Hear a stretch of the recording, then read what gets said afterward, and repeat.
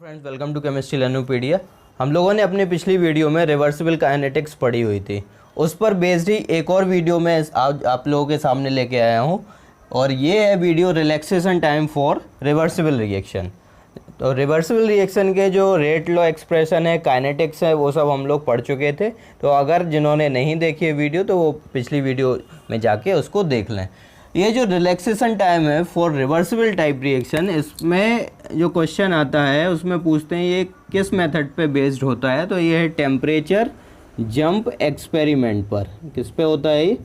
Temperature jump experiment पर। और इससे एक डायरेक्ट क्वेश्चन आता है, इसका कोई डेरिवेशन वगैरह नहीं पूछा जाता है। इसमें आप लोगों को फॉर्मूला याद होना चाहिए रिलैक्सेशन टाइम का।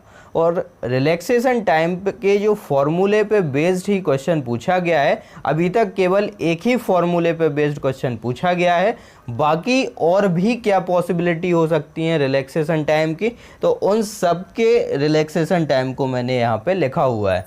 अब चलते हैं हम लोग अपने रिएक्शन पे, जो है first order opposed by first order. जैसे कि रिवर्सिबल ऑर्डर में बताया हुआ था रिवर्सिबल काइनेटिक्स में कि रिएक्शन हम लोगों की किस टाइप की होती है। First order opposed by first order, first order opposed by second order, second order opposed by first order and second order opposed by second order. So the first one is first order opposed by first order. Question इसी पर based अभी तक पूछा गया है 2 बार और काफ़ी important है और काफ़ी इजी भी है, क्योंकि सिर्फ जो रिलैक्सेशन टाइम टाउ का फॉर्मूला आता है वो 1/K1 + K-1 आता है, जो कि K1 kinetics for forward direction, rate constant for forward direction and K-1 rate constant for backward reaction.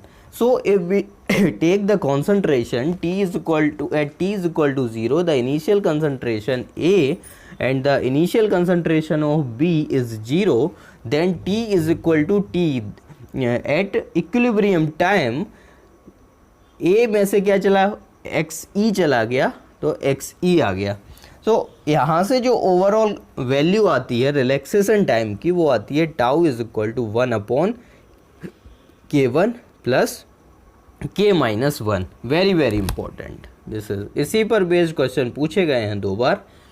दूसरी रिएक्शन है first order opposed by second order. So first order opposed by second order में अगर मान लीजिए आपके पास initial concentration ए, B और सी के small ए, small B और स्मॉल सी हैं, तो इक्विलिब्रियम टाइम पे अगर ए में से एक्स ई चला गया तो यहाँ पे कितना बनेगा? b + XE और यहाँ पे कितना बनेगा? c + XE। सो b + XE को हमने लिख दिया यहाँ पे BE और c + XE को लिख दिया CE। सो इसके लिए जो रेट रिलैक्सेशन टाइम की वैल्यू आती है वो 1/K1 + K-1 B + C। ये है first order opposed by second order. यहाँ पे जो हमारा प्रोडक्ट है वो सेम बन रहा है। सो यहाँ पे जो रिलैक्सेशन टाइम की वैल्यू आती है tau is equal to 1/K1/2 + K-1 2XE। ये भी इम्पॉर्टेंट है। Second order opposed by first order. So यहाँ पे जो रिलैक्सेशन टाइम की वैल्यू आती है वो tau is equal to 1/K1 AE + B + K-1। जहाँ पे AE और BE क्या है? AE B है। A - XE is equal to AE and B is equal to B - XE। एक और रिएक्शन है second order opposed by first order. Tau is equal to 1/ कितनी वैल्यू आती है? K1 4 AE + K-1 and A + BE की value कितनी आती है? A + B से C + D जब बनता है तो उसके लिए वैल्यू कितनी आती है? T is equal to T पर tau is equal to 1/K1 AE + B + K-1 C + D। So आप लोगों को केवल फॉर्मूला याद रखने हैं रिलैक्सेशन टाइम के, और सबसे इम्पोर्टेंट फार्मूला है वो है tau is equal to 1/K1 + K2। अब यहाँ से हम लोगों को ये चीज़ पता चल रही है कि जो रिलैक्सेशन टाइम है और रेट कांस्टेंट में क्या रिलेशन होता है। सो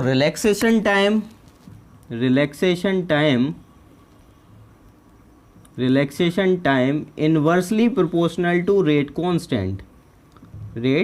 constant. relaxation time inversely proportional to rate constant. So if rate constant is in per second, अगर रेट कांस्टेंट की वैल्यू पर सेकंड में है that is first order reaction. Rate constant अगर सेकंड इन्वर्स होता है, केवल टाइम इन्वर्स होता है, तो वो फर्स्ट ऑर्डर काइनेटिक्स कहलाता है. तो उस केस में रिलैक्सेशन टाइम कितना आएगा? रिलैक्सेशन टाइम जो आएगा वो किस यूनिट में आएगा? सेकंड में आएगा अगर टाइम सेकंड में है. अगर रेट कांस्टेंट मिनट इन्वर्स में है तो रिलैक्सेशन टाइम मिनट में आएगा. अगर आवर में होगा तो रिलैक्सेशन टाइम आवर में आ जाएगा. सो जो क्वेश्चन पूछा गया है वो first order opposed by first order और इस फॉर्मूले पे बेस्ड पूछा गया है. बिल्कुल डायरेक्ट क्वेश्चन है, आप लोग बिल्कुल आसानी से अब देख के बता सकते हैं कि क्वेश्चन कितना आसान है. तो अब हम लोग चल रहे हैं अपने प्रीवियस ईयर के क्वेश्चन पे. तो ये दोनों क्वेश्चन हमारे पास गेट के क्वेश्चन है. गेट 2016 में पूछा गया था क्वेश्चन. इसमें कह रहे हैं कि the reaction A to B is first order in both the direction. So this is K1 and this is K-1 is first order in both the direction. तो यहाँ पे देखिए उन्होंने खुद मेंशन कर दिया है कि हमारे पास जो गिवन रिएक्शन है वो फर्स्ट ऑर्डर काइनेटिक्स है दोनों ही डायरेक्शन में. The forward and reverse rate constant are 4.2 into 10 to the power minus 4 per second and 1.04 into 10 power minus 3 पर सेकेंड रिस्पेक्टिवली. तो अब यहाँ से एक और चीज़ हम लोगों को पता चलती है कि अगर उन्होंने ये भी नहीं दे रखा होता first order in both the direction, तब हम लोग जो यूनिट है उससे आसानी से मालूम कर लेते हैं. क्योंकि जो मैंने अपना zero order, first order, second order पढ़ाया हुआ था उसमें यूनिट का काफ़ी अच्छे से जिक्र किया था कि कैसे हम लोग रिएक्शन को पहचानते हैं कि हमारे पास वो जीरो ऑर्डर होगी, फर्स्ट ऑर्डर होगी, सेकंड ऑर्डर होगी या थर्ड ऑर्डर होगी. सो हम लोग यूनिट से पहचान कर सकते हैं कि हमें वो किस टाइप की रिएक्शन दे रहे हैं. The relaxation time for the reaction in second in temperature jump experiment. तो ये जो रिएक्शन होती हैं इनको मीज़र करते हैं, उनको हम लोग टेम्परेचर जंप एक्सपेरिमेंट में मीज़र करते हैं. तो इससे रिलेटेड भी एक नेट में क्वेश्चन पूछा गया था कि इस टाइप की जो रिएक्शन होती हैं उसमें हम लोग कौन सा एक्सपेरिमेंट यूज़ करते हैं, तो वो है टेम्परेचर जंप एक्सपेरिमेंट. अब हम लोग अपने इस क्वेश्चन पे चल रहे हैं. तो क्या है ये हमारा first order in both the direction, यानी first order opposed by first order और रिलैक्सेशन टाइम पूछा है. तो अभी हम लोगों ने फॉर्मूला पढ़ा था tau is equal to 1/K1 plus 1/K1 plus K-1. ठीक, बस अब फॉर्मूला है, गेट का क्वेश्चन है, कोई दिक्कत वाली बात नहीं है. कैलकुलेटर आप लोगों को दिया जाता है. So tau is equal to K1 की वैल्यू कितनी है? 4.2 into 10 to the power minus 4 plus tau K-1, sorry K1 की वैल्यू है 4.2 इंटू 10 पावर माइनस 4 और K-1 की वैल्यू कितनी है? 1.04 इंटू 10 पावर माइनस 3. दोनों ही पर सेकंड में हैं तो ये जुड़ जाएंगे, इसको हम कॉमन ले लिया पर सेकंड. अब यहाँ पे देखिए ये 10 पावर माइनस 4 है और ये 10 पावर माइनस 3 है. तो हम लोगों को क्या करना है, इनको सेम बना लेंगे. या तो ये 10 पावर माइनस 4 में कन्वर्ट कर देंगे या इसको हम लोग 10 पावर माइनस 3 में कन्वर्ट कर देंगे या इसको हम लोग 10 पावर माइनस 4 में कन्वर्ट कर दें. तो ये आसान रहेगा. सो 1/4.2 into 10 to the power minus 4 plus, अब डेसिमल को यहाँ पे जीरो के बाद ले जाते हैं तो ये हो गया 10 पावर माइनस 4 और दोनों में कॉमन क्या आ रहा है? पर सेकंड आ रहा है. तो ये हो गया 1/14.2 into 10 to the power minus 4 tau और सेकंड अब ऊपर चला जाएगा तो ये सेकंड हो गया, सेकंड. और जब आप लोग इसको सॉल्व करेंगे तो इसका आंसर आ जाता है 684.93 सेकंड. कितना आसान क्वेश्चन है. टाउ इज इक्वल टू 684.93, ये इसका आंसर आ जाता है. एक और क्वेश्चन है, तो ये समझ गए होंगे आप लोग. सेम इसी फॉर्मूले पे बेस्ड ये भी क्वेश्चन पूछा गया है. तो इसमें वो कह रहे हैं कि for the reaction given below A to B the rate constant for A to B is K1, that is forward rate constant, and for B2A reverse rate constant is k minus 1. The relaxation time is 10 power minus 6 second. यहाँ पे हमें relaxation time दे दिया है. Given that, अब वो आगे कह रहे हैं given that 10% of A remains at equilibrium. Equilibrium पे केवल 10% A ही बचता है. द वैल्यू ऑफ K1 इन पर सेकेंड. तो हमें क्या करना है, वैल्यू ऑफ K1 को कैलकुलेट करना है और बता देना है कि कितना आंसर है. तो फॉर्मूला हमारा सेम रहेगा.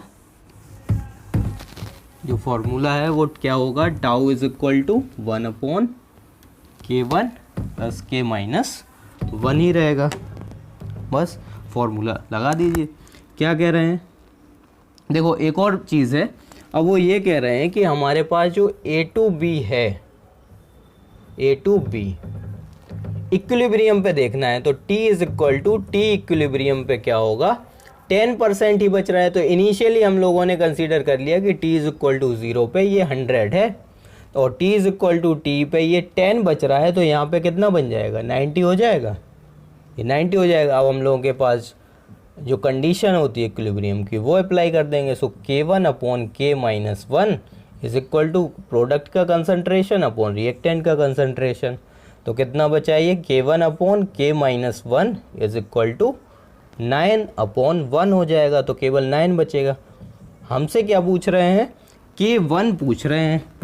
K1 पूछ रहे हैं तो हमें K1 और K माइनस 1 में से किसको एलिमिनेट करना पड़ेगा, K माइनस 1 को एलिमिनेट करना पड़ेगा. सो हम लोग K माइनस 1 की वैल्यू K1 के टर्म्स में लिख लेंगे. तो ये आ गई K minus 1 is equal to K1/9. बस यहाँ पे अप्लाई कर देंगे. तो टाउ की वैल्यू कितनी दे रहे हैं, 10 पावर माइनस इतने second is equal to 1/K1. K minus 1 की वैल्यू K1/9, K1/9 ये हो गया. इसका एलसीएम ले लेंगे तो ये 9 हो गया upon 10 K1 10 power minus 6 second हो गया. ये हो गया K1 इज इक्वल टू, अभी देखिए K1 को हम लोग ऊपर न्यूमरेटर में ले जाएंगे तो ये बचेगा 9/10 इंटू 10 पावर माइनस 6 और इतने सेकंड पर सेकंड में हो गया. सो K1 इज इक्वल टू कितना आ गया, 9 और ये हो गया 10 पावर माइनस 5 पर सेकंड. ये ऊपर चला जाएगा. सो K1 की वैल्यू कितनी आ गई, 9 इंटू 10 पावर माइनस का था तो ऊपर जाएगा किसका हो जाएगा, प्लस इतने पर सेकंड. सो K1 की वैल्यू कितनी आ गई, 9 इंटू 10 पावर 5 पर सेकंड. सो ऑप्शन कौन सा करेक्ट हो गया, option number A is correct. अब यहाँ से एक और चीज़ हम लोग देख सकते हैं, अगर उन्होंने K माइनस 1 पूछा होता तो K माइनस 1 ही पूछा होता तो हम लोग क्या करते, K माइनस 1 पूछते तो हम लोग क्या करेंगे, K1 को एलिमिनेट कर लेंगे. तो यहाँ से भी हम लोग वैल्यू पुट कर सकते हैं. देखिए K1 आ गया, K माइनस 1 पूछा है. सो अगर तो K माइनस 1 कितना हो जाएगा, K1 की वैल्यू कितनी है, इतने 5 पर सेकेंड, 9 से डिवाइड कर देंगे. सो K माइनस 1 कितना आ गया, 10 टू द पावर 5 पर सेकेंड. दोनों का ऑर्डर सेम है, मतलब रिवर्सिबल रिएक्शन है. इसका भी 10 पावर 5 के ऑर्डर का है, K माइनस 1 भी 10 पावर 5 के ऑर्डर का है. लेकिन जो K1 है वो 9 टाइम्स ज़्यादा है. तो जो हमारी रिएक्शन होगी वो फॉरवर्ड डायरेक्शन में प्रोसीड करेगी. सो ये जो क्वेश्चन थे दोनों, ये बेस्ड थे हमारे रिवर्सिबल काइनेटिक्स पर और रिलैक्सेशन टाइम पर बेस्ड थे, जो कि टेम्परेचर जंप एक्सपेरिमेंट लोग यूज़ करते हैं. सो रिलैक्सेशन टाइम काफ़ी इंपॉर्टेंट है and relaxation time is inversely proportional to the rate constant. So if you like this video, so please like and subscribe the channel. Thanks for watching.